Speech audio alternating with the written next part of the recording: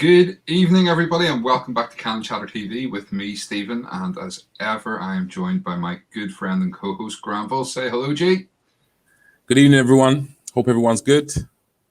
Good. As you can see by the smiles on our faces, we are coming off the back of a fantastic 2-1 win yesterday against the old enemy from up the road. Do you know what? I've been buzzing all day, as I'm sure you all have. So we want to talk through what happened yesterday and talk about a wee bit to do with the media fallout. So I think with that said, the first thing we should do is roll our intro. Arsenal have gone through an entire league campaign without losing. The first time it's happened.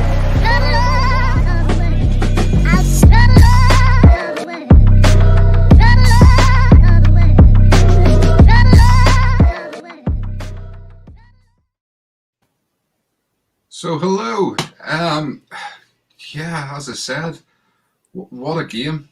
I am so happy today, and nothing like getting one over on the old enemy. How are you feeling today, G? Good. Literally, just been buzzing since the game, really. So yeah, no, really positive, really happy. Haven't been able to stop smiling since that game. You know, I've got a couple of mates that are, Spurs fans or Spurs affiliated. So really good to see them being very quiet on the social media, which is always nice. And we both called it. We both said in the preview on Friday night that we both thought we could get the result. You said 3-2, and I said 2-1. Yeah, you did. You got it spot on. Even when they scored yesterday, I still put out, we're going to win 2-1. We're going to win 2-1. I was super confident. And I mean, just to let you in, I create the thumbnails a wee bit in advance for these shows, and I just have to go back in and fill in scores and wee bits and pieces. I created the thumbnail that said Arsenal 2, Spurs 1, and I sent it to G yesterday morning before the match. So I have not had to touch that at all, and I'm so happy with that. Definitely. So, listen, let's get straight into it, and we'll talk about the team selection. We obviously did our team selections on Friday night, and bring up what Arteta went with. So his lineup was Leno in goal. He had Cedric at right back, David Luiz, Gabriel, and Tierney. Then in the midfield, he went with Xhaka and Partey, with Odegaard in behind Lacazette, Smith Rowe on one side, Saka on the other. Now, straight away, let's talk about it. Aubameyang. Yes. Aubameyang was due to start the game, and we found out in the pre-match interview with Arteta that he had dropped him for disciplinary reasons, and it turns out that is because he turned up late. He was, from all accounts, stuck in traffic, but this is not apparently the first time this has happened this season. So what's your take on that? Yeah, so for me, at first I was a little bit worried when it was first announced that, Uber was dropped for disciplinary reasons, because, that just leaves it just leaves room for your imagination to just kind of wonder and think, what are we talking about? Because, it's such a kind of vague term to use. So I was a little bit worried, and I thought, okay, what's gone on behind the scenes? But I also thought it was a big risk. I thought, it's a huge game, like we touched upon in our last show, for most of us Gunners, playing Tottenham, they're the two biggest games of the Premier League season.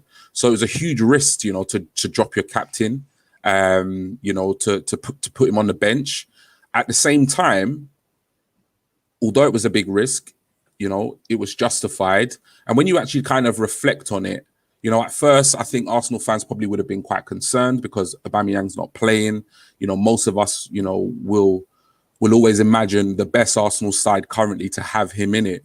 At the same time, I think it was really important, that Arteta kind of stamps his mark on the team, makes it very clear that, regardless of how much you earn, regardless of, your importance to the team and your contribution to the team in terms of goals, there are rules, there are expectations, that, there's a level of professionalism. And look, everybody can be late. We've all been, at the end of the day, this is a job, and he's turned up late for work. it's not the worst crime in the world, but it's just good that Arteta is, brave enough to actually make, a call like that. And actually, just make it very clear to the players that, look, it doesn't matter who you are or what you do. There are rules, there are expectations, and everybody, regardless of who you are, has to adhere to those. So I was in support of his decision, but I did think it was a massive risk. I did. What do you think? Yeah, it was a bold move. But yeah, like yourself, fully support it. He has to stamp his authority on this team, and he has to show that he's not going to be walked over. We all seen it with Ozil. Ozil walked all over Wenger for years, and we can't have that situation. No player is bigger than this club. And Arteta put his foot down and said, "No, you're late." That's not the first time. And from all accounts, what I'm hearing today was the players supported it. Yeah. Now, Aubameyang himself is, he hasn't commented on the whole thing. He has made a couple of comments about the win, but he hasn't commented on the incident. From all accounts I hear, he was heard, his Ferrari engine or his Lamborghini engine was heard speeding away from the Emirates last night while the subs were still doing their warm down. So he obviously was a bit annoyed. But do you know what? I'm okay with that. I'm happy that he's annoyed that he got dropped. Yep. And hopefully it's to kick up the RC needs, and he'll get himself in check, and he'll not do it again. There you go. Anthony Graham with us. He was late. Big up Arteta. Exactly. It's a bold call leaving out your captain, your talisman, especially in the North London derby. But you know what? It worked. The other, whether the other players maybe took that as a kick as well and sort of said, "Whoa, hold on, he's not messing about here." And that's, so I'm okay with it. Yeah, I supported it fully. Definitely. Other than that, what did you make of the team selection? Yeah, so the team selection. Yeah, to be honest, the team selection, I think we kind of, I think as we do these shows and, as the season progresses, it's clear that in certain areas, particularly in defense, particularly in midfield and in some of the upfront positions, I think I even said it in one of the previous shows, these players are generally picking themselves just kind of through performance, so, the goalie, and the back four, I think I got spot on in terms of personnel. We both, clearly put, Xhaka and Thomas Partey in the midfield. And, we've even touched upon the fact that the only positions that I feel Arteta is not quite sure in terms of who he's going to be playing from game to game is up front.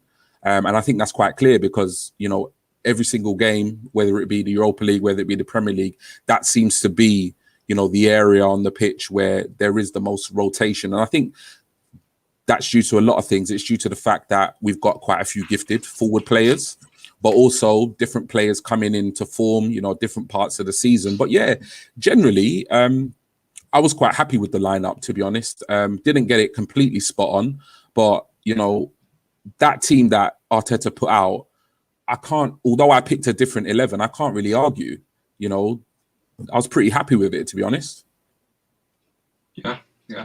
I mean, to be fair, I'm the same. I think I had Holding instead of David Luiz. Not because I particularly wanted Holding, but Holding does tend to be a big game player. But David Luiz lately has been, he's been back to being that really good player. I think this season he has really kicked on compared to what he was last season. There's still a mistake in him. You know that about him. You're always going to have that risk when you play him. But I thought he was excellent yesterday. And actually, when I was sitting after the match trying to figure out who to put in the poll for man of the match, it was really tough because there was quite a few good performances. But I thought Luiz played really well alongside Gabriel. Xhaka and Partey kind of, when they're fit to pick themselves, Partey is brilliant. Xhaka, I have my doubts on, and we've discussed that before. I think we do need to upgrade on him if we want to be serious title contenders. But for now, he is the best, well, the second best behind Partey of what we have for that central midfield position. Odegaard, he's picking himself at the minute. Okay, he wasn't at his top quality the last couple of games, but you know he's got it there, and he just, it'll come. Smith Rowe, glad to see him back in the side, and anybody that says, you can't play two number 10s, you can, and they're proving it. Saka picks himself, and I had said Lacazette. Now, albeit I don't think Lacazette was going to start if Aubameyang hadn't done what he did.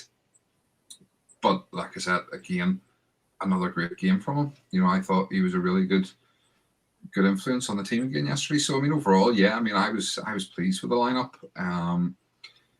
And, I think to a man, they all had a good game. I can't think of one player who played badly. Yeah. And I think, I'll be honest, Cedric, although he didn't get in the top 4 sort of for the man of the match on our poll, for me, Cedric, I thought was another one who had an outstanding game. And, how Bellerin gets into the side ahead of him, I don't know. I think, realistically, I think Bellerin's gone in the summer. And I think if that's the case, Cedric needs to be playing week in, week out now. Let him have the game time, Yeah. Let's just plow on. To me, he deserves a spot in the team. So yeah, we kicked off, and straight away we were dominating the game. And we can talk about the individual incidents, but if you look at the first half as a whole, they had about 2 minutes. I think I said it again in a post yesterday at half time. 43 of the 45 minutes, we dominated that game. And in the 2 minutes, they got a goal. So, we kicked off. We played well. We dominated. After 16 minutes, Smith Rowe hit the crossbar with a lovely shot. What did you make of that? Yeah, so it was fantastic, But I think what was really good is we were, at that point, we were really pressing Tottenham. We were putting them under a huge amount of pressure. And I think, that actual shot came about, winning back possession. I think it was on the left-hand side of the Tottenham half, and they kind of tried to ping it out, and I think it fell to Partey, and he literally just placed a first touch pass right into the middle of the field into a danger area. And yeah, he picked it up, he struck it, and it was a fantastic strike. I was just wishing it a couple of inches lower so it could have just Absolutely. gone in the top corner. But yeah, really, really good strike. Really good strike. Yeah, it was. And then as the game moved on, the next sort of talking point was, I think, 19 minutes. Son pulled up, done his hammy in. It's easy done, and it's such a painful one. I remember doing my hamstring in once when I was stretching for the ball, and the ball hit my foot. I just felt the ping and the pain. So, there was no way he was carrying on. I thought actually Dele Alli was going to get on. I thought, as I said the other day, I think he had been playing quite well in the Europa League for them. But Mourinho brought on Lamela, who has a tendency to be quite a feisty player. I'm not going to say necessarily he's aggressive, but he's a feisty player. He likes to get in people's faces. And he made an impact. He was the one that sort of, he was driving them forward when they did have the ball. And obviously, after 33 minutes, he got his goal. And it was a well-taken goal, to be fair. With the fancy footwork and the nutmeg of Partey. What did you make of it? Yeah, so at that point in the game, it was completely against, the run of play. We'd asserted ourselves onto the game. We basically had control over the ball. We were making all the kind of clear-cut opportunities, some really good play down the left-hand side as usual. And yeah, it was against the run of play. They applied a bit of pressure. And to be honest, if I could only talk about that goal, once the actual, game was over and we got the result, because at the time I was absolutely gutted. I didn't even realize what he had done at first, to be honest. I just knew that I didn't notice. I had no idea what he had actually done. So all I just remember seeing is that, the ball was in the back of the net, and I just thought, oh, here we go. We completely dominated the game, and, somebody might say, Spursy, they just get a goal out of nothing. And then it wasn't until obviously, the replays and so forth. And I thought, okay, I don't like to admit it. I can talk about it now and give him his props. But yeah, it was a quality goal, absolutely quality goal. I think Leno. I don't want to take anything away from the goal, and I don't want to criticize Leno. And it isn't a criticism of Leno. It's more to do with the fact there were so many players between Lamela and Leno that he just couldn't see where the ball is or where the ball was. I think it actually went through Partey's legs and then crept in the corner. But yeah, quality finish, but literally out of nowhere. Yeah, I mean, to be fair, in terms of the defending, I don't think there was an awful lot could have been done about it. No. It was one of them ones that, and the thing about it, if Lamela tried that another 100 times, he'd maybe only score it once. So I'm not saying it was a fluke, but and it was a good finish, but he wouldn't score it every time. It is one of them ones that it's one of those ones you'll not get very often. And that's as much as I want to talk about Spurs scoring goals. Definitely. So let's move on. Swiftly moving on. Because we're going to win 2-1. That was it. So we moved on. And again, even though they got the goal, we still were dominating possession and dominating play. We should have been, we could have maybe had one or two at that stage. Chris, what is it with us conceding these fluke goals? Wolves winner, Burnley, Xhaka.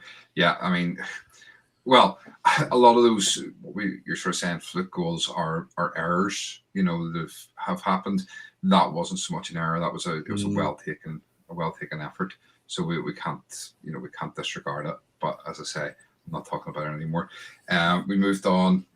We had our chances. It was the one Smith Rowe pulls the ball back across the face of the goal. Lacazette lets it run through his legs. By the way, I'm quoting what Arsenal wrote on their website. Cedric follows up with a rocket from the edge of the box that smashes off the post. And at that point, I don't know about you, but I was starting to think we've hit the crossbar, we've hit the post. It's not going to be our day. It's going to be another one of these games where we dominate and we dominate and we dominate and we get nothing out of it. And then Tierney, yet again, that man. I love Kieran Tierney. I really do. I love his heart. I said to you the other day, he gets it. He's going to be one of those players that gets what this means. Coming from Glasgow, playing in the Old Firm matches, he's going to understand the rivalry. And he stepped up big time. He was another one that put in a really, really top-class performance. And again, narrowly missed out on getting in the 4 for the vote. Great cross, cuts the ball back across, and Odegaard, slight deflection into the back of the net, 1-1. How are you feeling? At that point, I was just ecstatic. Like, to be honest, I didn't even care, how the ball went into the back of the net. I was just thrilled that we had actually equalized, before half time. So at that point, I didn't even know who had scored. I didn't even know that it had taken a deflection, but all I remember is that it hit the back of the net. So that was good enough for me. But I think obviously looking back on it, they just couldn't handle Tierney in that match. Like literally, he's such a consistent performer. And I think a lot of the time he doesn't actually get man of the match awards or kind of even get a mention at times because the performances he puts in, we've just kind of become accustomed to him just playing so good. So it's almost like it's just the norm. But they literally could not handle him. He always makes the right runs, his energy to burst forward, his energy to get back. And down that left-hand side, we had, the danger signs were there. For the opposition. We just kept getting in. So like you said, it was literally a matter of time before, we unlocked the defense.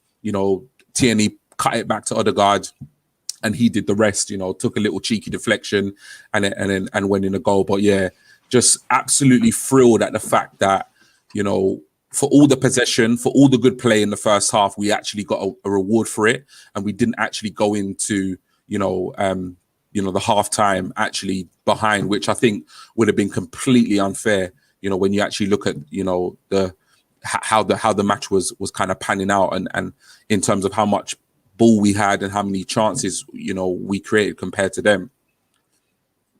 Yeah, I mean, you're saying there about Tierney, and you're right. He seems to have a really good understanding with Smith Rowe.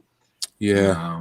They look like they've played together for years. I mean, we can't go into every single incident that happened yesterday, but there's a couple of things where the passes that Tierney was finding to him, was just sublime. He really, really was good. And Odegaard, now that's 2 and 2 for him. And again, I've said before, to me, he reminds me so much of Cesc. The vision and the way he looks about him whenever the ball's coming to him. Even the way he runs looks like Fabregas, and he just needed to add goals. And we're starting to see a couple of goals coming. And hopefully that continues now to the end of the season, and we get a real good run of games out of him. Definitely. And I think that's something that we've missed.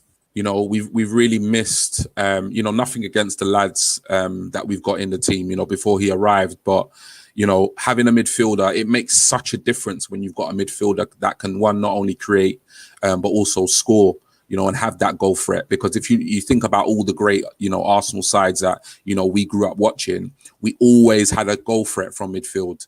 And I think that's something that we've really lacked most recently. Yeah. So, yeah, it's nice to just, obviously off the back of a win, but it's nice to see other players get on the score sheet.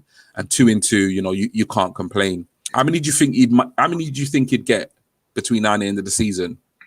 Just out of interest. I think if we get, we've got 10 games left plus the Europa League. I reckon if he gets another 5, that'd be great, but I don't think he will. I think if he gets 5 total, that'd be a decent enough return for half a season. He's one of them players where his stats will probably never compare to what he actually gives, if that makes sense. I'm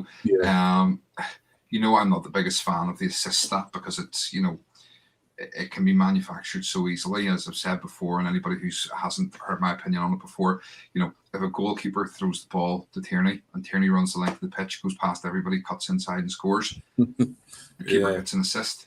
But all he did was literally roll the ball to the player who did the rest of the work. For me, an assist should be you literally, the striker or whoever puts it in having one touch to get the goal. So, and an even worse stat is people coming up with pre-assist. Oh God! I'm sorry. Yeah, that's pre-assist is not a stat. Just shut up. That's a pass. It's just a pass. But if pre-assist was a stat, then Odegaard, that's where his career would be built, in that pre-assist. He is the sort of player who will give the pass to the player who will give that pass for the player to score, if that makes sense. He's the architect. And his stats will never sort of show that he created loads of goals or potentially scored loads of goals, but he will have been so influential in so many goals, and in that's the build-up play, from him, rather than necessarily him actually getting the goals and the assists himself. So we then got the half-time 1-1, which was good. Much easier team talk for Arteta. Saka then came off with a hamstring. I think it was. He was feeling his hamstring as well. Yeah. Pepe came on, did a bit of warming up at half-time. Lewis, love what you guys are doing. Keep up the good work. Thank you. We appreciate it. Cheers, Lewis. A lot. It really does. We really love to hear good feedback like that. And Arsenal have always needed that Lampard-type player at Chelsea, arriving late in the box to score goals. We need a midfielder contributing 10 to 15 goals a season. Odegaard could be that player. 100%. He could well be. Yeah, he could well be, Chris. Yeah. Okay, so then into the second half, and again, we started off controlling the game the second half pretty well. How Mourinho thought they were right back in it, and sort of seemed to have the better second half. I have no idea.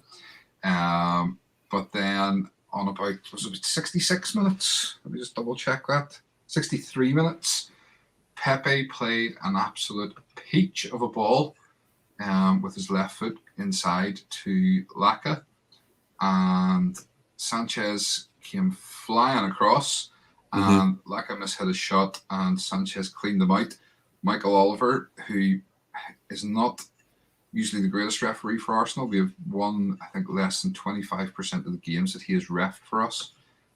pointed to the spot. What was your feelings on this incident? Yeah, so and I completely echo what you said. The ball that was played into him was just exceptional from Pepe, and what how great is that? As good as Saka is, to actually take him off and bring Pepe on, that's what we want. We want to be replacing quality with quality. But yeah, this incident, when I first saw it, I just thought to myself, that has to be a penalty. Like, he literally, like, for me, watching it in real time, he literally just took Lacazette, out completely. I thought it was reckless. I thought it was dangerous, and I thought it was an absolute certified penalty. So, I wasn't surprised. I'm always a bit surprised when we're given a decision.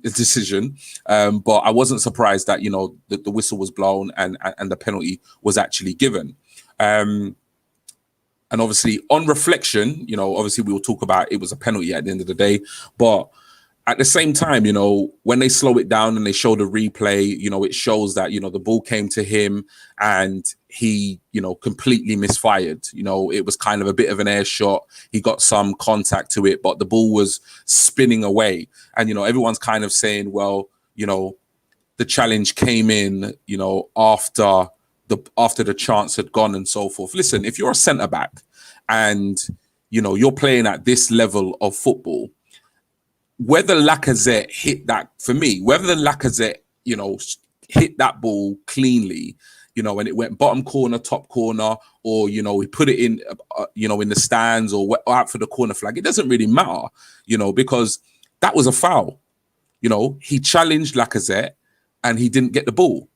Nothing, I can't really understand why anybody would have any complaints with that. Because for me, he came in, he charged in, he didn't get the ball whatsoever, and he took the player out. So for me, it was a penalty. I did think, like I've said on previous shows, every time it goes to VAR, I just get this feeling that, they're going to overturn it. Because with Arsenal, it always seems to be clear and obvious, whatever the situation is. But I was glad it was a penalty. For me, it was a penalty. And I'm glad, VAR actually, made the decision, for me, the right decision, and stick to the ref's decision, during the game. That was my take on it, to be honest. I don't see why it was up for debate, to be honest. It was a pen. Yeah, okay. We're going to touch on this later, but you know what? We'll just put it in here now. I'm going to read you what Jimmy Redknapp actually said in the studio after the match. I think we're pretty unanimous that it wasn't a penalty. Well, we're not. We're unanimous that it was. I will say that it's reckless from Sanchez, but I don't think that it's a penalty. So it's okay to be reckless, and it's not a free kick. Anywhere else on the pitch, it's a free kick. So if it's in the box, it's a penalty. He's contradicting himself straight away. Michael Oliver, is the best referee there is, but I think they deemed it on being purely reckless and out of control in the tackle. Well, yes, that's what a foul is, Jimmy. If you're reckless and out of control, it is a foul. If it's in the penalty box, it's a penalty. Sanchez catches him high, but I don't think it's a penalty. Well, if he catches him high, it's a penalty. It's just crazy. The ball and goes clattering, and he misses the ball and goes clattering into Lacazette a little bit. It was a lot, but he was off the ground, lunging in, kung fu. It was Kung Fu Panda before he even got anywhere near it. But I just don't think it warrants a penalty in this situation. Do you know what? Jamie Redknapp, he is a Spurs supporter. We know that. Yeah. But why some of these Spurs supporters are allowed to be on TV. It was the same with Jermaine Jenas, which we'll touch on later. Mm-hmm. So let's take that away, and I want to read you then. And I was actually surprised at this. This was, sorry, wrong screen. This was what Peter Walton, ex-Premier League referee who does the BT Sport analysis, said. Arsenal's penalty will have seemed harsh to Tottenham Hotspur because Alexander Lacazette had miscued his shot before he was felled by Davinson Sanchez. That the striker had lost control of the ball is not mitigation, however. Sanchez was careless when clattering into his opponent, and according to the laws of the game, this is the important part, the laws of the game, if a player shows a lack of attention or consideration when making a challenge, then they have committed a foul. 100%. If this incident had happened anywhere else in the pitch, it would have resulted in a pretty standard free kick. And that's true. Taking off our Arsenal hats, if that happens anywhere on any pitch, apart from in the penalty area, every fan goes, yeah, fair enough, it's a free kick. Both sides. I can tell you, there wouldn't be a single Tottenham fan who would go, yeah, that wouldn't be that's not a free kick if it happened outside the box. It's because it happened inside the box that everybody's kicking off. And the pro Spurs media, will just back that up all day long. There may be more scrutiny when this kind of tackle occurs in the penalty area, but that does not mean that the outcome should be any different. Exactly. That is why Paul Tierney, the VAR, was right not to ask Michael Oliver, the on-field referee, to have another look at the challenge. VAR is there to identify the clear and obvious errors, and this was not one. Yep. So it's not often Peter Walton says something that we agree with, but it's entirely right. That happens anywhere else in the pitch, and it's a free kick. So why is everybody getting so beat up that it's not a penalty when it is clearly a penalty? It's as clear a penalty as there is. It's almost as clear as the penalty Pepe should have had against Burnley. Yeah. We can't be in a position where we're actually saying that, okay, so if a player, miscontrols a ball, but they're completely hacked down, then that's not a foul. So you're basically penalizing the player for having a bad touch, but you're not actually going to penalize the foul that's been committed by the opposition player. It's just absolutely crazy. Like, sometimes I don't even understand how they say these things and they can't actually hear just how ridiculous they sound. It was reckless play in the penalty area, but it wasn't a penalty. Okay, mate. Come on. I mean, to be fair, I understand why Jamie Redknapp can't hear, because he's always got a cold. Someone needs to send that guy some Vicks, because honestly, I've never heard a man with a cold that's lasted as long as him in my life. I can't stand Jamie Redknapp, and to be fair, I can't really stand the red fluff there. I can't really stand the Redknapps as a whole. I don't really like Harry Redknapp either. He's another one. He's so pro Spurs. And it's, do you know what? Yes, there are ex-Arsenal players who are so pro Arsenal, and that's fine. I get it, but not to the point where it's just ridiculous. And that's what Jamie Redknapp was, and Jermaine Jenas, again, we'll touch on after, but he was the exact same. It's just so blatantly biased. It's not even funny. Let's move on before I get angry about it. Laka stepped up. Obviously, then, what's that? I said Laka stepped up. He did. The man stepped up, and against Hugo Lloris, who he knows so well. And he tucked it away. And you know what? It was a good finish, and he couldn't have put that any more in the corner if he'd have tried. He's actually got a really good penalty. He's actually got a really good penalty technique. I've seen a couple of the penalties that he's taken. Like, he really kind of lets the keeper commit, before he kind of picks his spot. But he stepped up to that penalty, and I don't know how you was feeling when he stepped up to the penalty, but I was really confident that he was going to score. No doubts. He's a good penalty taker. I was really confident. We're sort of blessed in that we have 3 really good penalty takers in our squad. We have Aubameyang, we have Lacazette, and we have Pepe. They're all really good penalty takers. I'm always confident when we get a penalty we're going to score. We don't get an awful lot of them, but when we do get them, I'm confident it's going to end up in the back of the net. We were 2-1 up, and we went on and again dominated. And then Lamela, 2 yellow cards in quick succession. And rightly, in my opinion, got sent off. The first one, he clattered through the back of the guy. I can't remember who it was he went through. I think it was Partey. It was Partey in the midfield. I'm sure it was. Went through him, and the trailing leg caught him. And again, it's a foul. It doesn't matter. He got the ball first. He challenged from behind and caught the player. So it's a foul by the letter of the law. So you know, how these pundits can say, "Oh, it was harsh." No, it wasn't. It was fair. You know, it was a fair yellow card.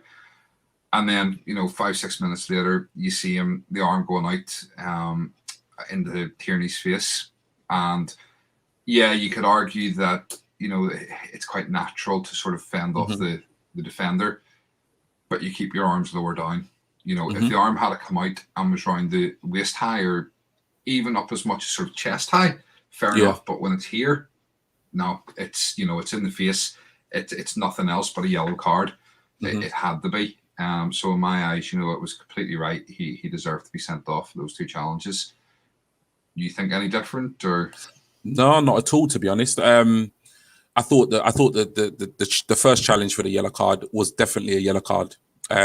You know, we've seen challenges like that being given yellows. Sometimes we see them not being given yellows.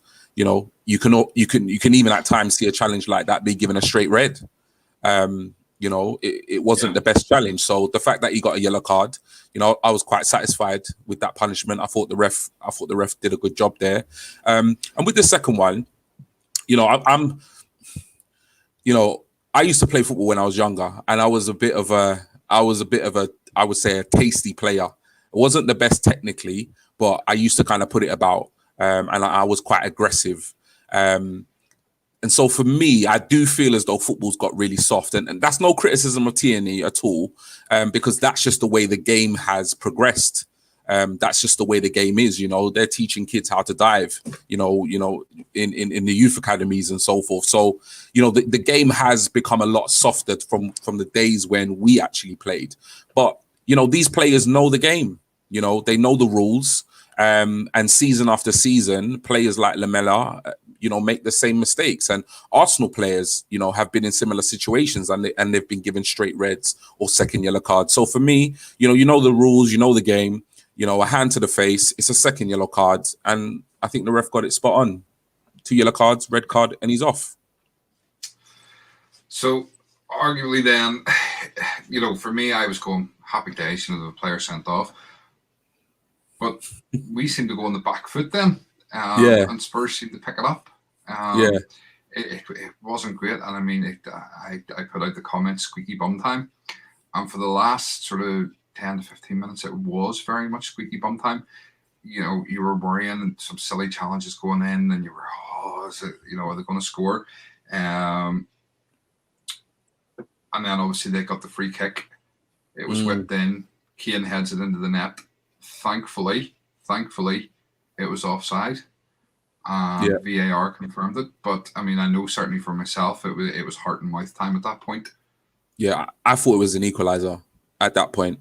At that point, I thought, you know, he'd scored, and I thought it was a goal. You know, I'm not sure whether I looked away or whatever it was, but I just saw the ball in the back of the net, and I thought, yeah, so here we go, 2-2. But yeah, it was an offside, and it was rightly called. So at that point, it's crazy because, like you said, the sending off happened, and then it just seemed like we stopped playing. When the sending off came, I thought to myself, job done. I thought 2-1 up, they're down to 10 men. We'll probably go on to get a third, if not a fourth. Even if we don't get a third and a fourth, you know, they haven't got a chance, you know, with being one man down. But yeah, it just seemed to have the reverse effect. It kind of really, you know, pumped them up, and whatever it did to us, I don't know whether we were tired, I don't know what it was, but we definitely, you know, we were just not ourselves. We weren't playing the football we've been playing in the match. So yeah, that wasn't the only moment. What did you make of the free kick? I think it was on the 90th minute. Well, before we touch on that, I want to come back to another incident.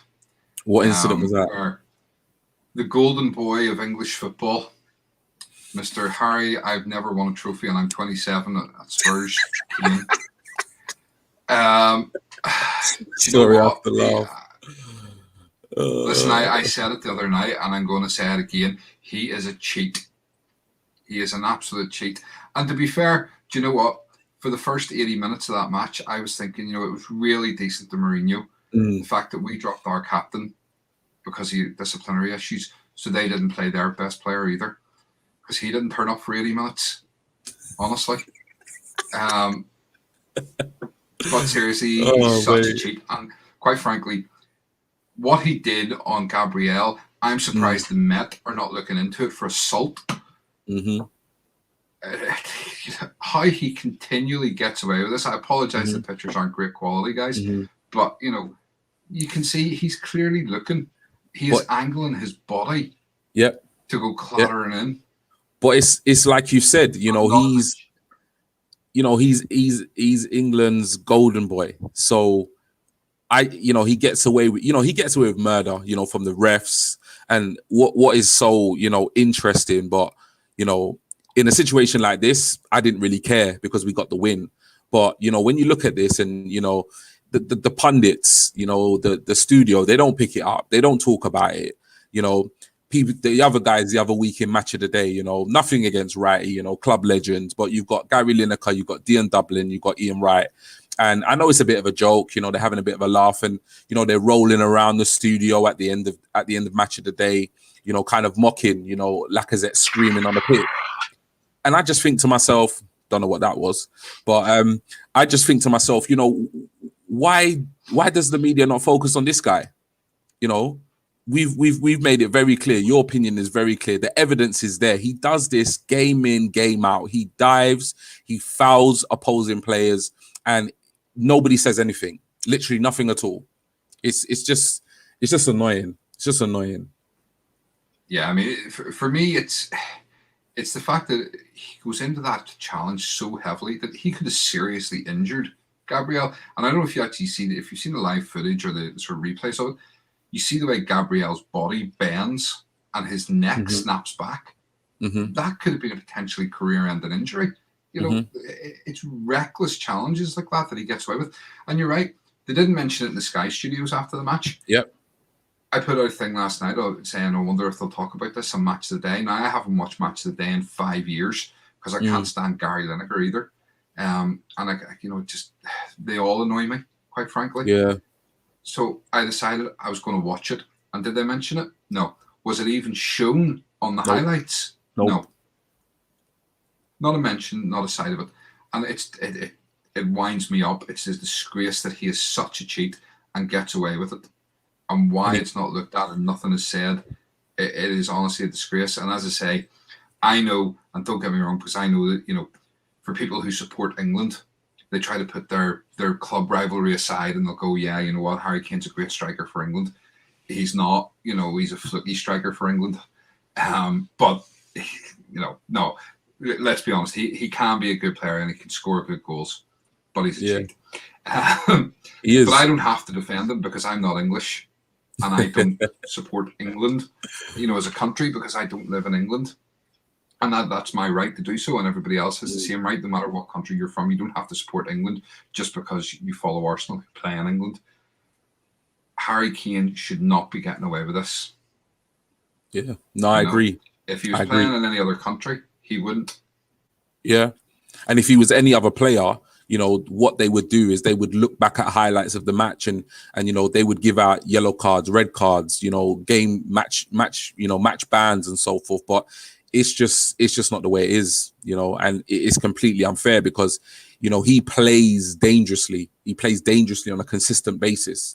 People on social media and stuff, we highlight it because we see it. But it's like the media and the pundits and the FA and the shows and this, that, and the other, they don't want to see it. They obviously do see it, but they don't want to see it, which is why they just do the best job they can to just, hide it away. But at the end of the day, we've all got TVs, we've all got social media.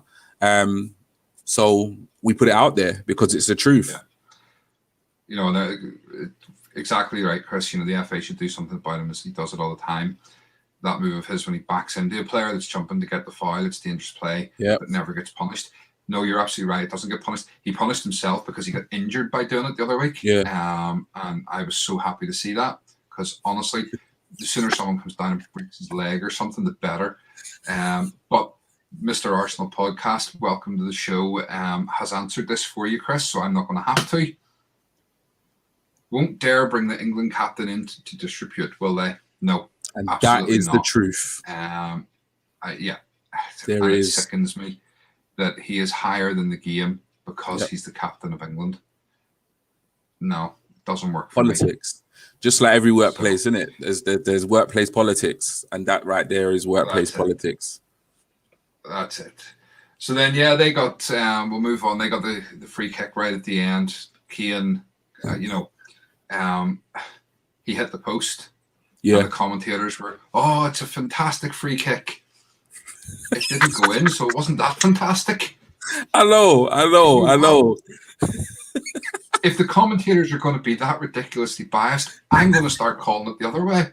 It wasn't a good free kick because it didn't go in the net. Yeah. If it was a good free kick, it would have been 2-2. Yeah. Anyway. Yeah. So how when you hit that, were you nervous? Were you worrying that he was going to score? You know what? To be honest, I wasn't actually worried at that point that he was going to score directly from the free kick. I wasn't actually sure what was going to happen, but he struck it.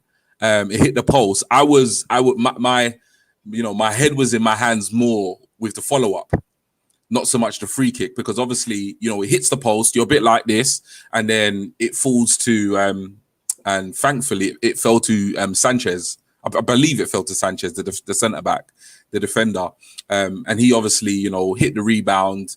And by all accounts, at that point, I think Leno was really off balance, where he kind of went the wrong way and then tried to get the Kane free kick, which he was never going to get to because where he went the other way initially. But there, was the man of the moment, Gabriel. With a goal line clearance, absolutely immense, in the right place at the right time, stood tall, and prevented them from getting an undeserved equalizer. So yeah, thrilled. Absolutely. Fantastic header, fantastic clearance, and a fantastic performance from Gabriel. Yeah. I put out the 4 that I thought had been the best, and for me it was between Gabriel and Odegaard for man of the match. I know Smith Rowe got it in the end with the official Arsenal goal. On our goal, it went to Odegaard. I slightly give it to Odegaard myself, but Gabriel, fantastic performance, and yeah, we got the victory. Just a quick one, jump back there, Ricky. Arsenal have a really bad habit of slacking off. Yeah, they do at times, and Arteta called that after the match. If you listen to his interview, he said the last 10 minutes was probably the worst he's seen us play, giving away silly free kicks, not controlling the game, we should have controlled that better. We had an extra player. There's no reason why we should have been under so much pressure. Yeah. And there was no reason why we should have been all there with squeaky bums, worrying that it was going to be 2-2.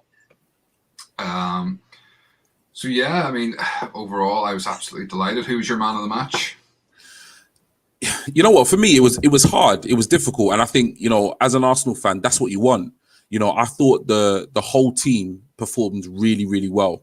I know you said earlier in the show that you don't think anybody particularly had a bad game, and nobody did have a bad game. If I was gonna pick one player, it would definitely, for me, it would be Gabriel. I just thought he was just immense. Again, he had a fantastic match against Olympiacos, and some might say, well, it was Olympiacos. I was glad that he was selected again for the North London derby. And for me, he just, the last 2 games I've really seen, because obviously he had a dip in the season with the whole COVID and being out the side. The last 2 games I've seen the Gabriel from the beginning part of the season, where he was just completely dominating, in the centre back position. So for me, it was Gabriel.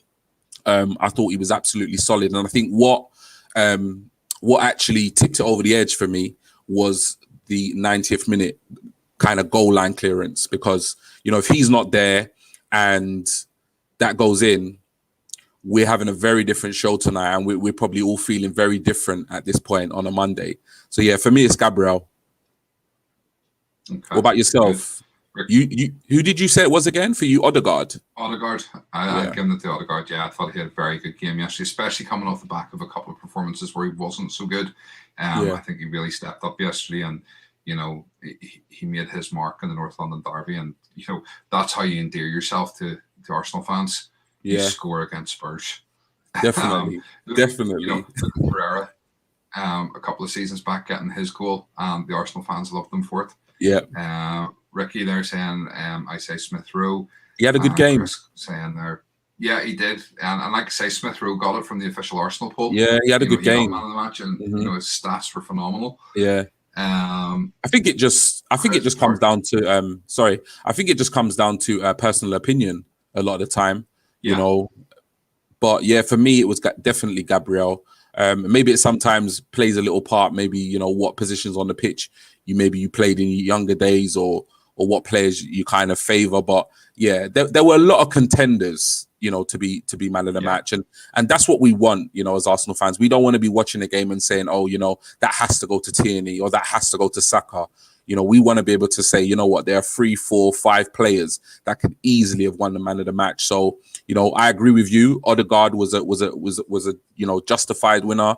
Gabriel for me should have got it. The fact that Smith Rowe got it, I have no complaints. He had a great game. Yeah, it's so pleasing to have that, as you say that. Yeah. I'm trying to think of the right words. It's so pleasing to have so many people in contention for it that we couldn't call it bad performance.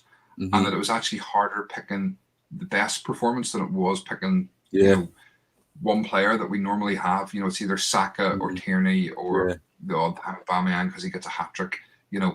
And it's easy to pick it. When it's difficult to pick, it means we've had a better game. Or else we've had such a bad game that everybody's played terribly. But in this occasion, you know, it was good because we'd had such a good game, and to a man, there was not really a bad performance. Everybody played at least sort of a 7 out of 10. Yeah. And for most of them, you know, 8s and 9s probably, you know, and okay, that's being very generous, but you have to be because it's a North London derby. Yeah.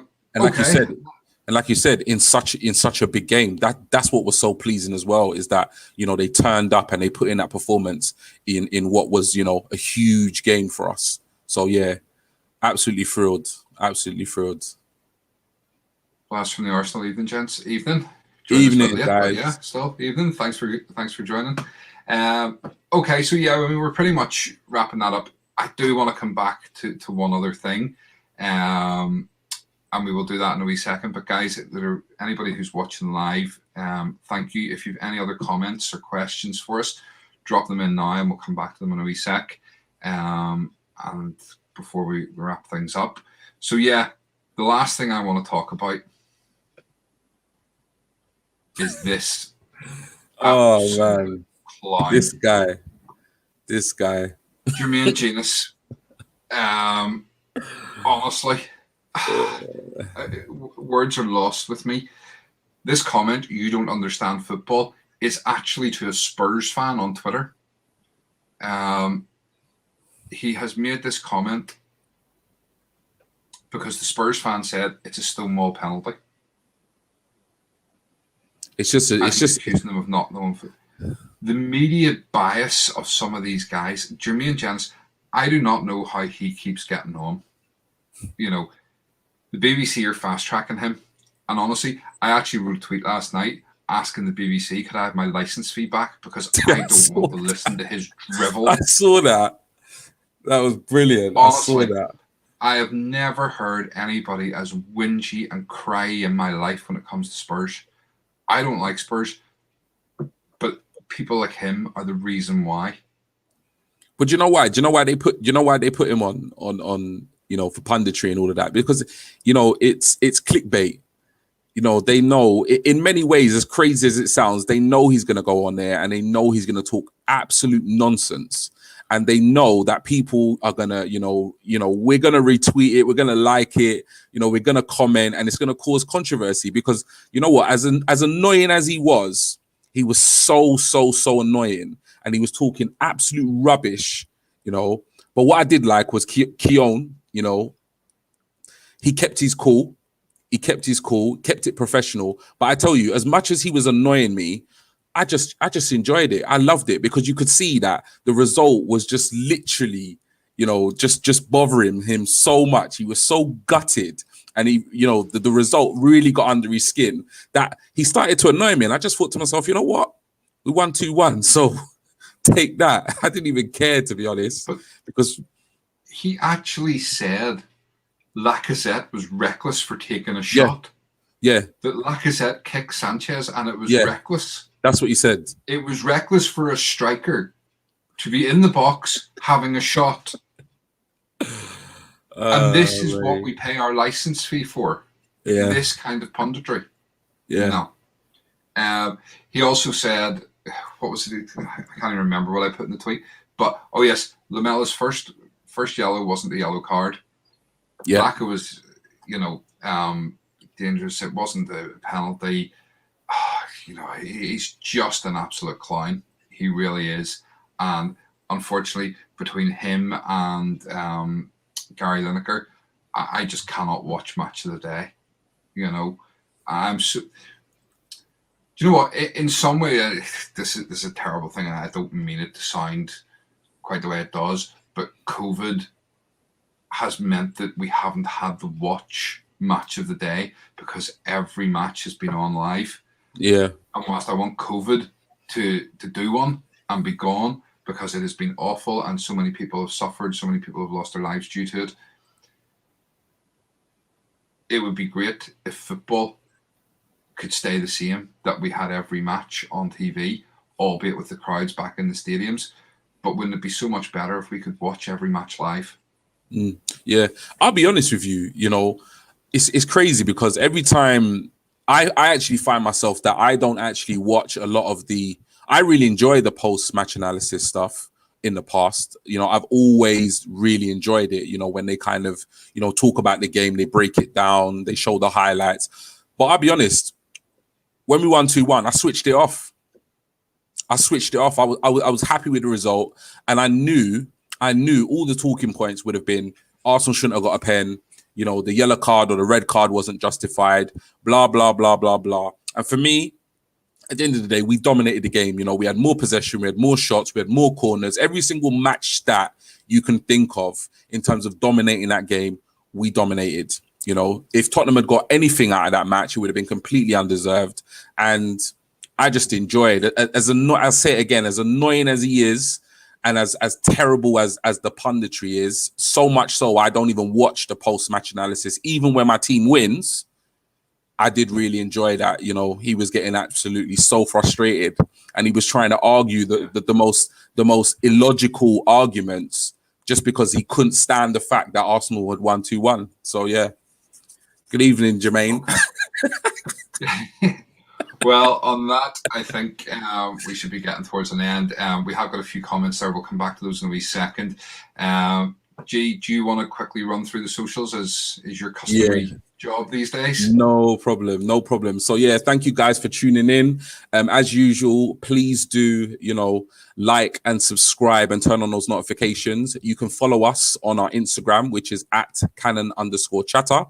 You can follow us on our Twitter account, the official one, which is @CannonChatter. And you can also follow us on our individual Twitter accounts. So my Twitter account is @GTalksArsenal. And Stephen's Twitter account is @SBCannonChatter. So yeah, cheers. Excellent.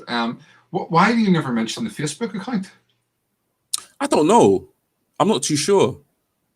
Should I mention it? We do have Facebook as well, guys. It's just Cannon Chatter. Yeah, so we've got a Facebook. See, look, it's there on the screen. Oh gosh. Yeah, make sure to like and subscribe. Also, for anybody that isn't aware, we are sponsored by The Match Day, www.thematchdayshop.com. If you are wanting to order any of the fantastic memorabilia or different items that he has on his site at the minute, use discount code A, and it's capital A, FC10, for 10% discount on your shop, and he will get you some fantastic stuff out. Right, last few comments before we go. Ricky, we beat Tottenham and that's all that matters. Good game, guys. Yeah, absolutely. I said the other night, for me, it's the two most important games of the season. I want to do the double over them every season. I hate losing to Tottenham. I have a couple of Tottenham mates, and honestly, I can't be bothered listening to them whenever they win. Yeah. Needless to say, they got it in the ear today. Ricky as well. What a beautiful picture. I assume you're talking about me and G. But you're probably talking about Jimmy and Janice and the look in his face. But we'll go with it. It's our lovely mugs. So thank you. Chris, Janice, Tim Sherwood, Harry Redknapp are all Spurs biased, and normally it's complete rubbish when things go against them. Absolutely, couldn't agree more. Ricky, again, guys, how can I get my hands on those really cool looking Canon Chatter tops? Well, we are looking into that at the minute to see, if people are interested. We do have t-shirts as well, but I'm going to be honest, my house is just a bit cold at the minute to be wearing the t-shirt, but we do have t-shirts as well, and we are looking at some other merchandise that we will eventually be selling. But if it is something you're particularly interested in, get in touch. We'll see what we can do. Can I have a big shout out to my wife Leah, please? She is a big fan of your show. Go ahead, G. Give a big shout out to Leah. Right. So I want to send out a big shout out to Leah, who is a big fan of the show. Really glad, that you're tuning in and you're liking the content. And, this is football. And a lot of the time people, are just assuming that, it's just guys that are watching and guys that are interested. So, big up Leah, keep watching, more than welcome. And yeah, give us your comments, give us your ideas. But yeah, massive shout out to Leah.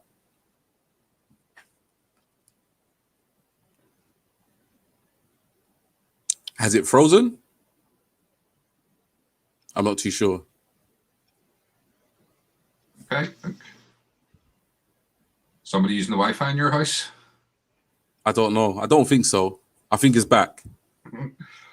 Right, that's you back. But on that note, unless anybody else has anything very quickly, I think it's time we wrapped it up. Do you know what?